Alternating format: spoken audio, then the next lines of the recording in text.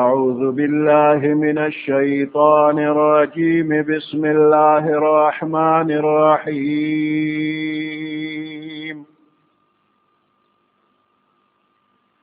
ألف لام ميم. ذلك الكتاب لا ريب فيه هدى للمتقين الذين يؤمنون بالغيب ويقيمون الصلاة ومما رزقناهم ينفقون. صدق الله العظيم.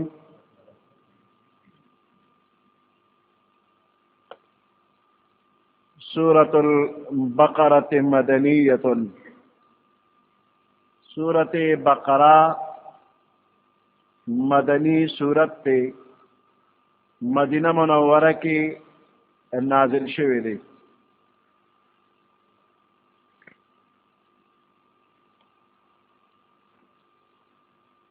دوا سوا شپگ اتیا آیاتون دی او سلویخ رکوگانی دی.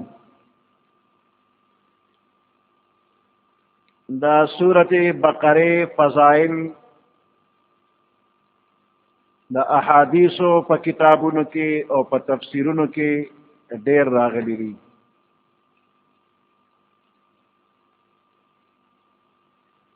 مختصر بعض فضائل دا دے بیانیگی. معقل ابن یسار رضی اللہ تعالیٰ عنہ فرمائی کہ پیغمبر علیہ السلام فرمائی لی کہ البقرۃ سنام القرآن. سورت بقرہ دا قرآن پاک قب دے سنگچے پسارو کے قب اوچت او خکاروی نو دق شانتے سورت بقرہ پر قرآن مجید کے اوچت او خکارا سورت دے. ابو ہریرہ رضی اللہ تعالیٰ عنہ دق شانت حدیث نقل کرے کو پاغے کے دا الفاظ ہم زیادی دی وفیہا آیت ہی سیدت آی القرآن. پدے کہ یو آیت دی سورت بقرہ کی کہ اغد قرآن پاک دا آیتنو سردار دے وہی آیت الکرسی. او دا آیات آیت الکرسی دے. ابو ہریرہ رضی اللہ تعالیٰ عنہ فرمائی پیغمبر علیہ السلام فرمائی لی لا تجعلوا بیوتکم قبورا. دا خپل کورنا قبرنا مگر زوے. فإن البيت الذي تقرأ فيه سورة البقرة پس بے شک اگر کور چپاگے کی سورت بقرہ لستیشی نو لا يدخله الشیطان اگر شیطان نہ داخلی. نو سورت بقرہ پر کور کے وے نو شیطان بن راضی کورتا. حضرت انس ابن مالک رضی اللہ تعالیٰ عنہ نے روایت تے بے شک شیطان چکل ووری چی پفلانی کور کے سورت بقرہ لستیشی نو دا اغی کور نا اوزی کہ شیطان تا پتہ لگی کہ دے فلانی کور کی سورت بقرہ لستیشی اغی کور تا ورزی نو کپکیوی نا اوزی.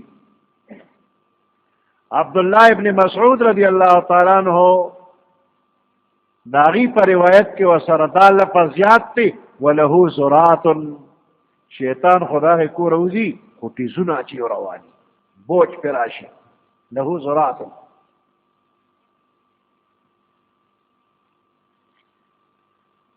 عبداللہ ابن مسعود رضی اللہ تعالیٰ عنہ فرمائی وی چاچے لس آیاتنا دا سورت بقرے دشپے اولستل نو دغ کور تبا دغ شپک شیطان نورزی. ماسخوتن لس آیات ہوئے ستاسو دے کور تبا شیطان ندر دی اگر لس کم آیاتو ندی. الف لام میم نواخلا تر مفلحون پوری سلور آیاتونه دا شو او آیت الکرسی تر خالدون پوری آیت الکرسی یو آیات و پس دو نور خالدون پوری او د سورت بقره اخیری 3 آیاتونه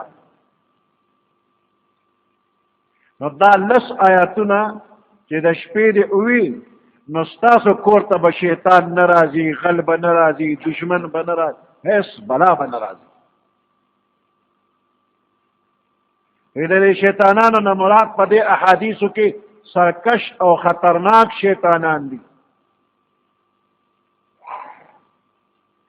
مردت الشیاطین هغه سرکش شیطانان او دا ماشومان قرآن شریف یادای وی استادی سبق یادو خو منگا ایریگی یادم نپاتی کیگی نو سو وظیفه شتا دا لس آیاتونا ماسخوتن چکم طالبان اوئی دا سورت بقره اول آیاتونا مفلحون پوری آیات الکرسی تر خالدون پوری او دا بقره اخیری 3 آیاتونا کم طالبان چه دا آیاتونا ماسخوتن اوئی زور سبق بت چرم ایر نشي زاړه سبقونه به یادي ایریدل به پکې نه وي ابو هريره رضی الله تعالی عنہ فرمایي چې پیغمبر علیہ السلام یو ځل لښکر لېږه نو په هغه لښکر باندې امیر مقرر کو نو دا امیر مقرر کولو لپاره انټرویو یې غشتا نو یو نو عمره زلمی چارا وسط پیغمبر علیہ السلام ته تپوسو کو وی تا ته قرآن څه حصه یاد ده ناغه ویل معي سورة کذا و کذا ما سره فلانی فلانی سورت شتا فلانی سورت میاد دی فلانی سورت میاد دی و معي سورة البقره ما سره سورت بقره مشتا نو پیغمبر علیہ السلام تعجب کو امعک سورت البقره تا سره سورت بقره یاد ده قال نعم ویلو قال اذهب فانت اميرهم زتل دوی امیر شولی سورت بقره دی یاد ده زتل دی لخکر امیر شولی کمانڈر ته جوړ کړ دی حدیث نه دا معلومه شوله چې د منصب او عهدې او مشرۍ لپاره د قرآن مجید زده کړه او پوهه د حضور علیہ السلام په نظر کې اصلي معیاري ثابت ده موجوده وخت کې افسوس د مسلمانانو دنیایي عهدو او منصبونو دپاره نور څیزونه معیار دی او قرآن مجید او د هغې تعلیماتو باندې پوهه د لاډو څوک حیثیت نه ورکوي چې ټول قرآن یادي نو اوس یو 20 نمبرې ولا زیاتې ورکړي هم سند به راوړې چې قرآن دې یاد دی نو د قرآن ایله بي له 20 نمبرې پیغمبر علیہ السلام خو امیر لشکر چې جوړی نو صورت بقره یاد امیر لشکر یې جوړ کړي نور تپوس یې ته نه دی کړی چې فوجي ټریننګ کې څنګه نور مهارتونه دې څنګه صرف په قرآن یې برتی که امیر یې که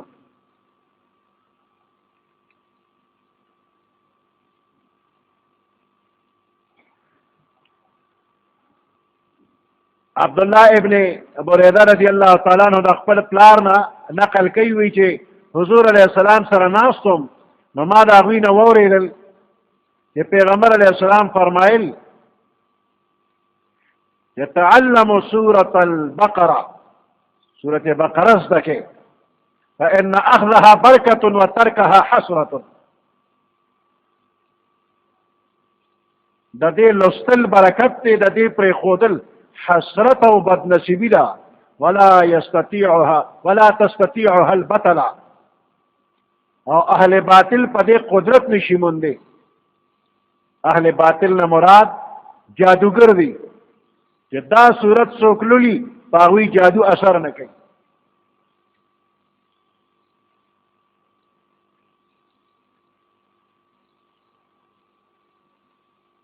دا سورتونو نمونه دا قرآن مجید دا سورتونو نمونه توقیفی دی.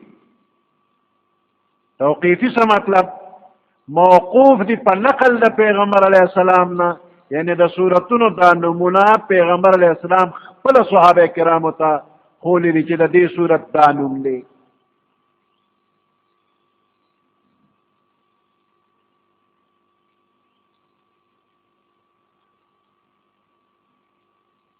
دا دی سورت نم سورت بقرہ پیغمبر علیہ السلام صحابہ تا خولی دا. عبداللہ ابن مسعود رضی اللہ تعالیٰ عنہ فرمائی منا کی دپا منا کی جمرہ ویشتلا، پختو کی چی خلق وی شیطانانی ویشتل، شیطان ویشتل نا رمی دا جمراتو، نو دا جمراتی ویشتل، نو بیت اللہ کس طرف تراغی منای خی طرف تراغلا، او بیا فرمائل هذا مقام الذي انزلت علیه سورة البقرہ، دا اغا دے چی دا دی پا بارکی پا سورة بقرہ کے بیان دے. دا پیغمبر علیہ السلام دا نم اخرے چی دا دی جمرات پا بارک آیاتنا سورة بقرہ کے راغلی دی. دا مکی فتح چی اوشلا ورپسے دا حنین غزا اوشلا، نو دا حنین پا غزا کی پیغمبر علیہ السلام خپل مرگرو تا آواز کو یا اصحاب سورة البقرہ، اے دا سورة بقرہ خاوندانو. نو دا نم پا گنو احادیثو کی راغلے لے دا پیغمبر علیہ السلام نے نقل لے.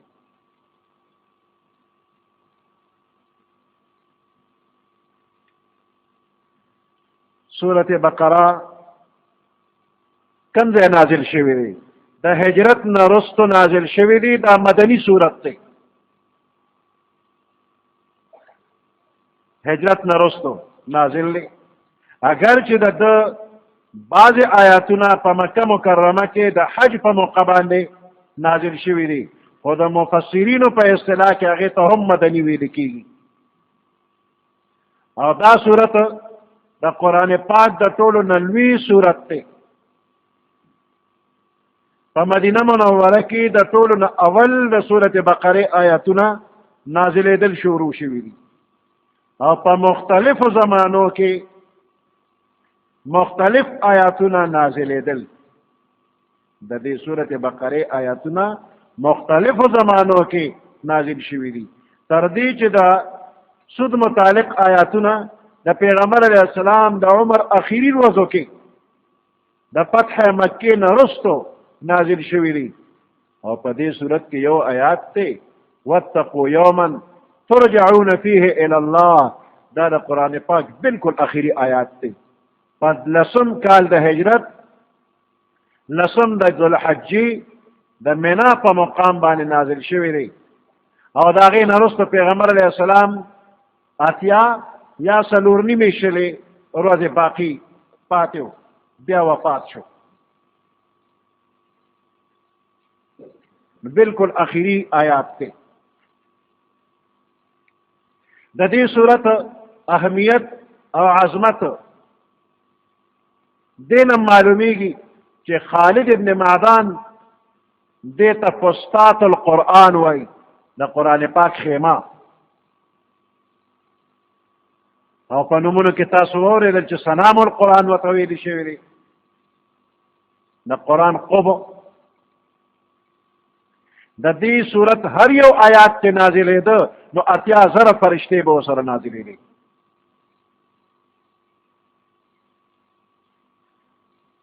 علامہ ابن عربی رحمت اللہ علیہ فرمائی کہ ما دا خپل مشرانو نا اوریدلی دی کہ پا سورت بقرہ کے 1000 امر اور 1000 پک نہی اور 1000 حکمتنا 1000 واقعات اور قصص دی. دغه وجرا چې حضرت عمر رضی اللہ تعالیٰ عنہ پر 12 کاله کې سورت بقرہ سره د تفسیر یاد کړی دا. 12 کاله کې سورت بقرہ سره د احکامو ټول علمونه هم پکې یادو 12 کاله کې یاد کړی. او د عمر رضی الله تعالی عنہ زوی حضرت عبدالله ابن عمر په اته کاله کې سره د تفسیر را یاد کړو.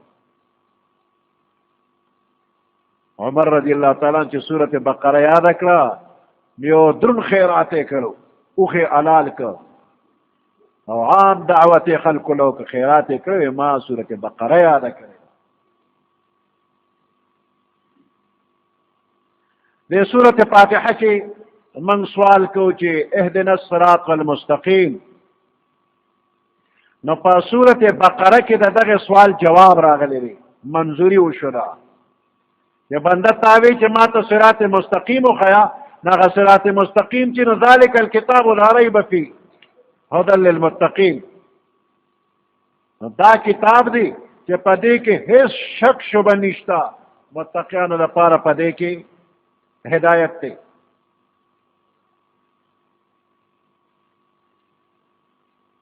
د سورۃ بقره د سورۃ فاتحه سره دا ربط دی. او بل ربط دا دی چې په سورۃ فاتحه کې انعمت علیهم هغه خلک چې تا په انعام کړی دی دا غوی ذکر شوی دی. یو غیر المغضوب علیهم غضب والی خلک دا پکې دویم، ولا الضالین گمراهان دا پکې دریم. نو په سورۃ بقره کې د دغه دریو ډلو بیان په ابتدا کې کیږي. ابتدا کې هدى للمتقین نه پس اولئک علی هدى من ربهم تر دغه پورې د متقیانو بیان دی. انعمت علیهم والدی منعم علیهم دا غوی بیان دی. ورپسې په دوو آیاتونو کې خالص کافران، ان الذين كفروا سواء عليهم، دې دوو آیاتو کې خالص کافران. ورپسې ومن الناس اقوا تقریبا 14 آیاتونو کې د منافقانو بیان دی.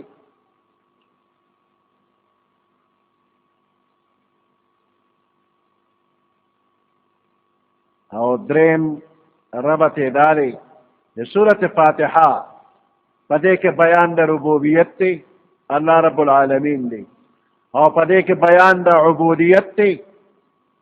من بندیانو عبادت در لکو، سوال در نکو، امداد در نغواړو.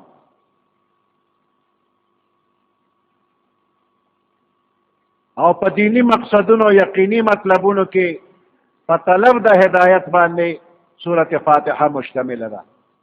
او سورۃ بقره هم مشتمل ده. اول په معرفت طرف لکه یؤمنون بالغیب، او په عبادات او په متعلقه امور د عبادات باندې، او په طلب د هغې شیزونو کې چې انسان ورته محتاج دی په دنیا او آخرت کې. نو دا یو بل سره د فاتحه او د بقره ربط او مناسبت دی. په سورۃ بقره کې کم مضمون به ذکر کیږي؟ نو اثبات د رسالت ته پکې، پیغمبر علیہ السلام د الله پیغمبر دی. اثبات د توحید دی پکې، او امور مصلحه او منتظمه. و زیات پکې اثبات د رسالت کیږي په اثبات د حقانیت د قرآن سره، او په تردید د شکوک و شبهاتو پر رسالت محمدی، او پر رد د گمراه فرقو لکه یهود نصارا منافقان شو. اول شروع د سورۃ بقره کیږي د الف لام میم نا. نو دا الف لام میم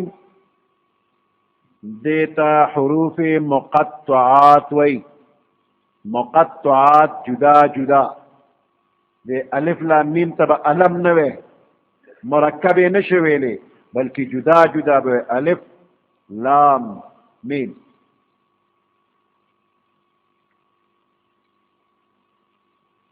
دا حرفونه چې راشي نو بعض علما وایي دا د هغه سورتونو چې د کوم سورتونو په اول کې راغلي د دغه سورتونو نمونه دي.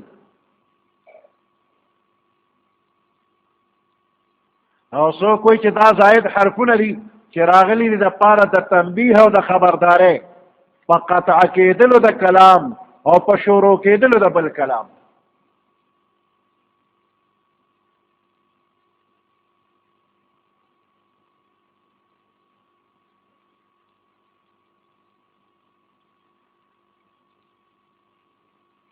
او بعض علماء فرمایي چې دا خاص اشارات دي او رازونه دي چې علم یې د الله نه علاوه بل چاته نشته، او شاید چې پیغمبر علیه السلام ته د دې علم د یو راز په طور باندې ورکړی شوی دی، خو امت ته د ښودنې نه منع کړی شوی چې امت ته به یې نه ښیي، د دې تبلیغ به نه کوي. نو دې وجې نه د پیغمبر علیه السلام نه په دې کې څه را نقل نه دي چې الف لام میم څه معنی څه مطلب پیغمبر علیه السلام نه دي فرمایلی. نو دا د الله او د رسول الله صلی الله علیه وسلم ترمنځ راز دی.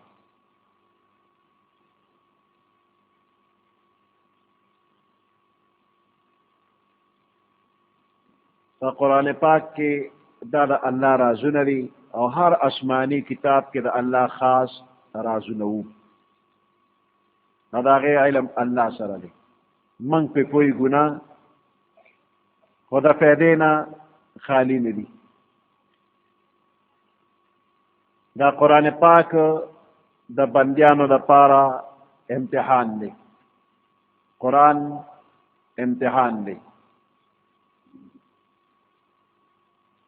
او د امتحان دپاره دا سټوډنټان دوه قسمه دي. یو مثال وایو، دوه قسمه اسونه دي. یو داسې مریرا غوندې اس دی چې د هغه مزاج او طبیعت دا دی چې بس په سوري باندې به پروت یم او یخې یخې اوبه م راته کېدی او ښه مزېداره ګیا م راته کېږدی، او که پوټې ګرمي و نو یو پوټې پکې م راته ولګوئ، خوراک سکاک به کوم او د پاسېدو نیم خوځوی مې ما. نو امتحان څه ته وایي؟ د مزاج خلاف یو کار باندې بنده مجبورول دی ته امتحان وایي. نو د ده مزاج آرام طلبي ده، نو د ده د مزاج خلاف دا چې چابک راواله ویې زغلوه، دی به نه ځي خو ویې زغلوه، دا امتحان دی نه ده.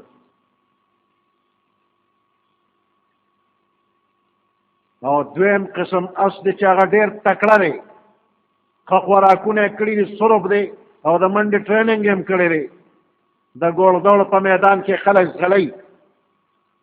د دې اس مزاج دا دی چې ما پرېږده چې زه والوځم. اوس د ده د مزاج خلاف کار دا دی چې واګې ورته واچو پروست یې راکاږه چې ډېر تیز به نه زغلي. دغه د ده امتحان دی. نو دا عام انسانان دا دقه شانتې دوه قسمه دي. یو په دې کې عوام دي، نو دا د دې کمزوري اس په شانتې پرې مې ده چې اسم نه کومه لږ آرام وکړمه، نو دله چابک ورکه ویوه روان شه قرآن زده که، د قرآن په یو حرف باندې ځان پوه که، تا ته الله څه ویلي دي عمل ته ځان جوړ که. نو د عوامو امتحان دا دی چې په دې قرآن ځان پوه که. او دا دویم قسم کره اسونه دا عالمان دي، وی پرې مې ده چې د یوې نقطې څومره رازونه دي چې ځان پې پوه کړمه، علم حاصل کړمه، نو ته ته واګې واچوه رستې راکاږه، حروف مقطعاتو کې به ګورې چیر چار نه کوې، مخکې به نه زغلې. نو په عوامو باندې امتحان دی چې په قرآن ځان پوه که، په خواصو باندې امتحان دی چې هر ځای ته ورځې خو ګورې الف لام میم به نه چیړئ. نو قرآن امتحان دی. او ګوره پیغمبر علیه السلام فرمایي من قرأ حرفا من کتاب الله، د الله د کتاب نه یو حرف که چا اولسته فله به حسنة، دله پې یوه نیکي ده، والحسنة بعشر امثالها، بیا دا یوه نیکي یو په لس ده. لا اقول الف لام میم حرف، وی دا زه نه وایم چې الف لام میم حرف دی، الف حرف ولام حرف ومیم حرف. الف ځان له حرف دی، لام ځان له حرف دی، میم ځان له حرف دی. نو ګوره د دې تلاوت چې کې او الف لام میم دی وي تی په معنی نه پوهېږي، خو پیغمبر علیه السلام مثال کې وویل چې الف لام میم چې د نظرانه هم چې یو حرف دی، الف ځان له لام ځان له میم ځان له، نو کم از کم 13 نیکۍ په دې وشولې چې به اودسه او په یاد ته تلاوت کې الله نو وروړي، نو الف لام میم باندې 13 نیکۍ دی وګټلې. او که با اودسه شولې نو د یو حرف په بدل باندې 25 دي، نو 25 3 75 نیکۍ دی وګټلې. او که په مانځ کې په ناست دی ولستل د یو حرف په بدل باندې 50 نیکۍ دي، نو الف لام میم باندې 150 شولې.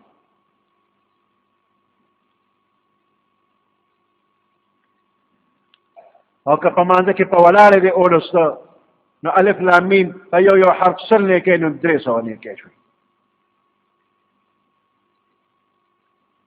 ګوره ثواب یې څومره په معنی نه پوهېږي، ثواب یې.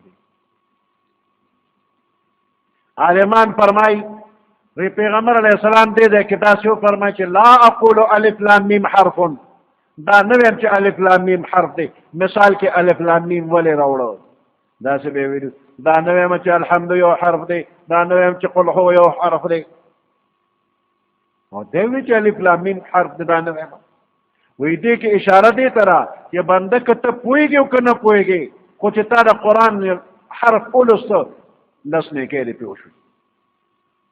الف لام میم باندې موږ نه پوهېږو، هم پې ثوابونه شته، نو د الله کلام د فایدې نه خالي نه دی. ذالک الکتاب لا ریب فیه، وذالک الکتاب دا هغه کتاب دی لا ریب فیه چې په دې کې هیڅ شک نشته دی. قرآن مجید داسې کتاب دی چې د الله د طرف نه کېدو کې شک نشته، من جانب الله دی، دې کې شک نشته.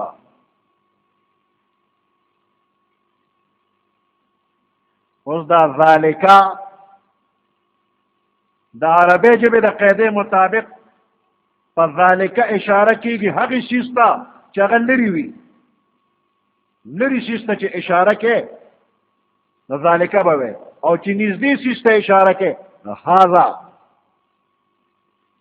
الف لام میم هذا الکتاب لا ریب فیه، داسې پکارو، نو موږ هذا پرېښودو او وایي چې ذالک الکتاب.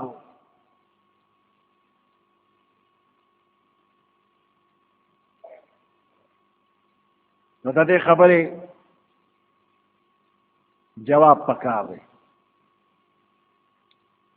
دا زما او ستا مخې ته چې قرآن پروت دی، نو دا خو نږدې دی، نو هذا پکارو، نو ذالکه دې ولې راوړو؟ نو لفظ د ذالکه راوړل چې لرې څیز ته په اشاره کېږي، په دې غرض راوړی شوی دی چې په دې کې اشاره وشي د دې کتاب هغه لوړ مقام ته، عظیم الشان مقام ته. یعنی دا کتاب د مقام او د مرتبه په اعتبار ډېر لري مرتبه او مقام والا کتاب دی. د دې کتاب شان ډېر لوی دی. او دویم جواب یې دا دی چې د دې کتاب ذکر د پخوا راسې د پیغمبرانو په کتابونو کې را روان دی. هر پیغمبر په خپله زمانه کې څنګه چې د نبی اخر زمان صلی الله علیه وسلم د راتګ پیشنګویي او زیری به ورکو، دقه شانته د قرآن زیری به هم ورکو چې هغه ته به خدای پاک کتاب ورکوي، هغه قرآن دی. نو دا هغه کتاب دی چې پخوانو کتابونو کې زرګونه کاله روان دی، د دې ذکر را روان دی، دا هغه کتاب دی.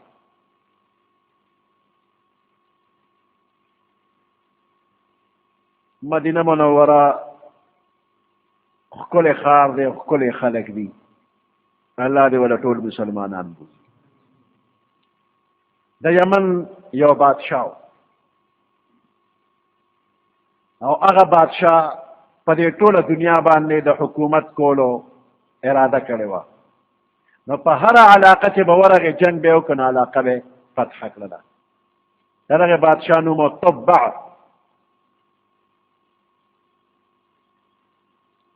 نو مدینه منورې ته سره د لښکر راغی، په مدینه منوره باندې حمله وکړل او جنگ شروع شو. د مدینه منورې خلک ښکلي خلک دي. تبع بادشاه په لښکر واچو، جنگ ورسره کوي، او چې ټول ورځ به جنگ وشو او ماښام به جنگ قلار شو نو د مدینې منورې خلکو به کور کې سوال جواب کړو شابه تیاری وکړې ډوډۍ پخې کې دا د یمن مسافر راغلی دی بې کوره دوی به څه کوي دوی له ډوډۍ پخې کې نو ډوډۍ به یې پخې کړو لښکر کې به یې ډوډۍ ویشلې ټوله ورځ به یې ورسره جنګ کړو او ماښام به یې پرې ښه خوراک وکړ نو 4 میاشتې مسلسل تبع بادشاه د مدینې خلکو سره جنګ وکړ او 4 میاشتې هغوی ښه مېلمستیا واله وکړله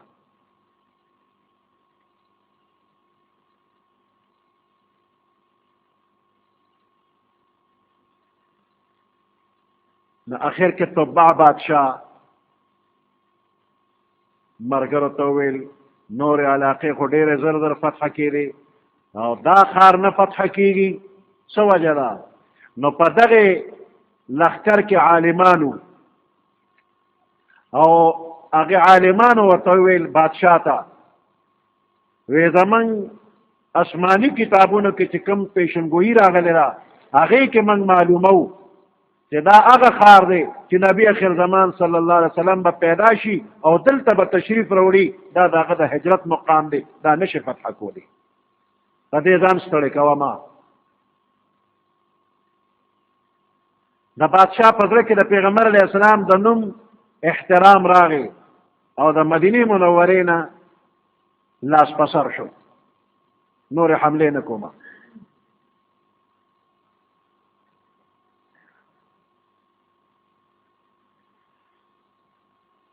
د لښکر کې چې عالمانو د بادشاه نرمي ولیدله نو بادشاه ته وویل وی موږ ته اجازت وکړه چې موږ پاتې شو که چېرې زموږ په زندګۍ کې نبي اخر زمان صلی الله علیه وسلم تشریف راوړو موږ به ورسره ملاقات وکړو نو بادشاه یوازې د پاتې کېدو حکم نه بلکې دغه 400 عالمانو دپاره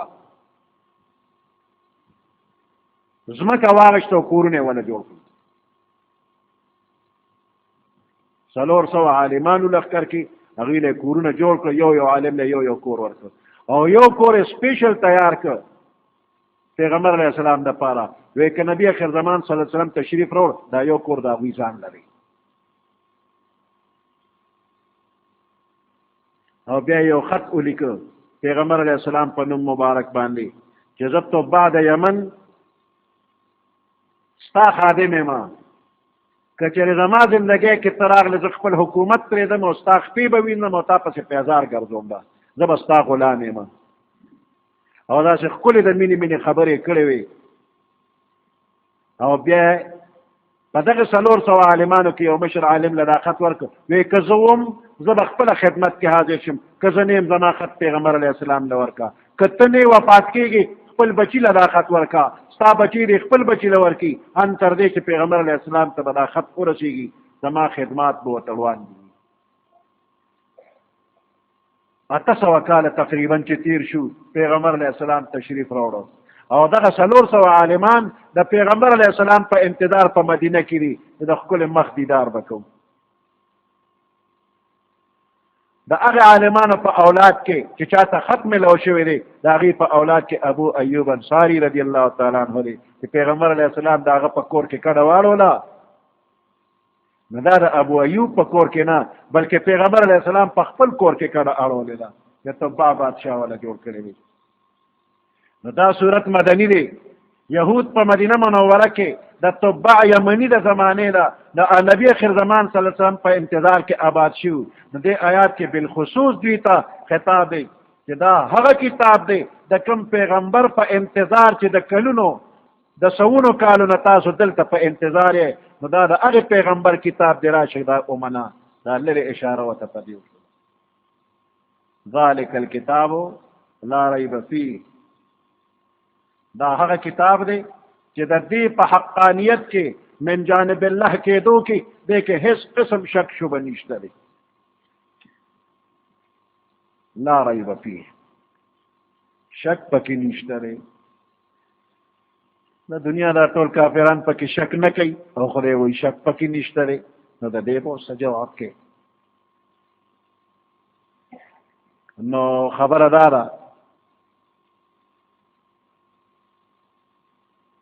چې شک شبه پیدا کېدو لپاره دو صورتونه دي. یو دا چې کلام کې خپله څه غلطي وي نو د هغې په وجه باندې دا کلام محل د شک شبې وګرځېده، او دویم دا چې کلام کې شک شبه خو نشته، خو د کم علمه او کم فهمه په وجه په دې کې شک شبه راځي. نو قرآن کې خپله څه غلطي نشته چې دې کې د شک شبه راشي، خو که څوک پکې شک شبه کوي نو د هغه دماغ خراب دی، هغه کې ضد او عناد دی.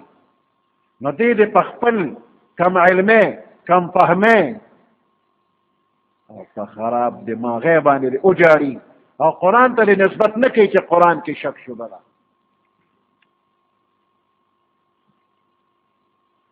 او یا دویم جوابدار چې لا ریب فیه دا اخبار دی، خبر ورکول، خو په معنا د انشاء، په معنا د حکم دی.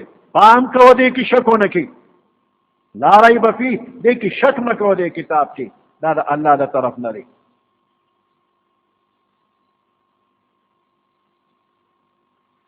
ریب څه ته وایي؟ لا ریب فیه، ریب قلق النفس و اضطرابها، د زړه هغه تشویش او پریشانی او بېچیني دې ته ریب او شک وایي. نو د شک په وجه د انسان زړه بېچین او پریشان وي، خو چې قرآن په صحیح معنو کې اولولې نو زړه ته به سکون پې حاصل شي، نو دې کې شک نشته، دې کې آرام دی، دې کې تسلی ده مؤمن دپاره. هدى للمتقين، متقيان دپاره هدایت دی. سبحان ربك رب العزة عما يصفون وسلام على المرسلين والحمد لله رب العالمين. اللهم ربنا آتنا في الدنيا حسنة وفي الآخرة حسنة وقنا عذاب النار وأدخلنا الجنة مع الأبرار يا عزيز يا غفار برحمتك يا أرحم الراحمين.